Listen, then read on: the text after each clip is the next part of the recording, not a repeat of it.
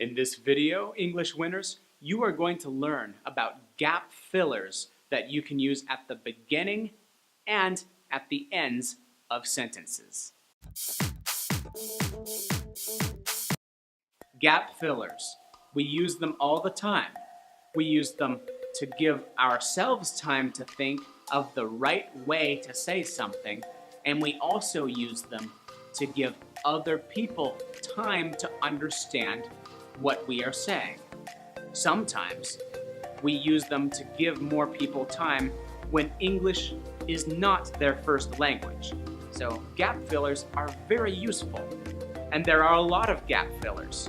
I've made another video earlier that talked about gap fillers that you can use in many different places in a sentence. I will give you a link to that video at the end of this one.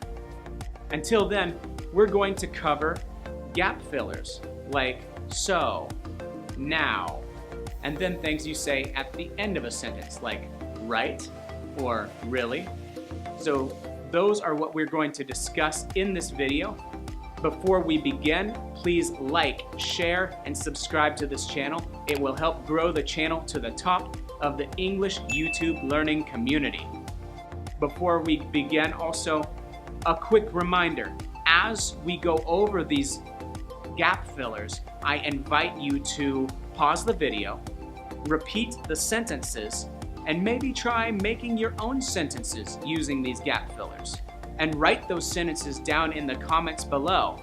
Please, I will check them out and I'll see if you're using them correctly as much as I'm able. Right now this channel is fairly new, fairly young, and so you get all my attention. Please write comments, write sentences using these gap fillers. So let's begin. So here are some gap fillers you can use at the beginning of sentences, starting with well. Well, I don't know if he's really doing his homework. Well, sometimes it gets cold in April. Well, do you think that duck is delicious? Our next gap filler is so. You'll notice I use so a lot of times, even in my English Win videos. So here are some examples. So, I'll probably go to America in May. So, you may be better off staying here tonight. So, where is the dessert table? Our next gap filler, number 3, is yeah. Now, you often use yeah at the beginning of a sentence to show that you agree with the other person. But sometimes you use yeah just to show you are listening. Yeah, I've been thinking about doing that. Yeah, I hear you on that. Yeah, it's been a long time since we've had a holiday. Then we have basically.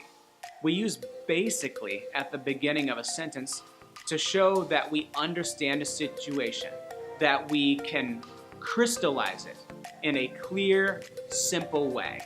But the problem is, some people use basically too much, and if you use basically too much, you might make the other person think you don't understand the small, intricate details of their problem, and it can sound like you don't really care enough to listen. So be careful with basically. Here are some examples that we can use in sentences. Basically, the meeting was a lot of finger pointing. Basically, follow the golden rule. Basically, you're saying to ignore her. And then we have number 5, you see, and you see is great for just explaining things. Check this out. You see, people are different. You see, the dog just wanted to play. You see, you only heard the last half of the conversation. And then we have gap fillers that you can use at the end of a sentence. Our first one is right. We say right with a question mark at the end to check in with the other person. Are they still listening? you are listening, right?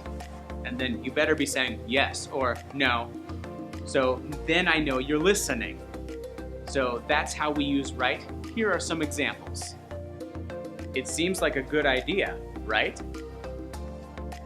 Coffee is best when it's hot, right?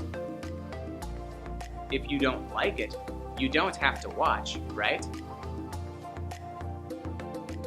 And then, does this answer your question? You use does this answer your question or does that answer your question when you are answering a question.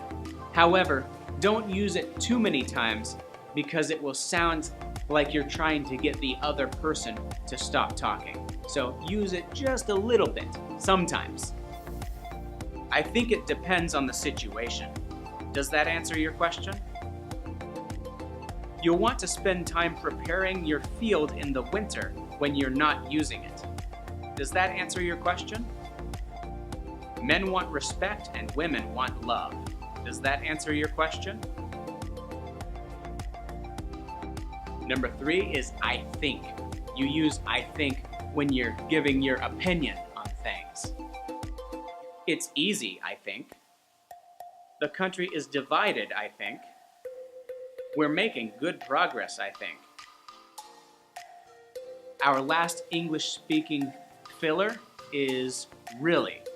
Now, really is used more often with British English, but you will still hear it sometimes, so be ready for it. We're doing fine, really. Math is difficult, really. I think you're winning at English, really. These gap fillers should make you fluent much faster, and you'll sound fluent too. Did these help you? I hope they did. Please like, share, and subscribe to this channel. It will help me a lot. You know that. I've put a link to the first gap filler video in my playlist, and then I've included one more video I think you'll like. Check those videos out. Make some example sentences down in the comments using your new gap fillers, and I'll see you on those lessons.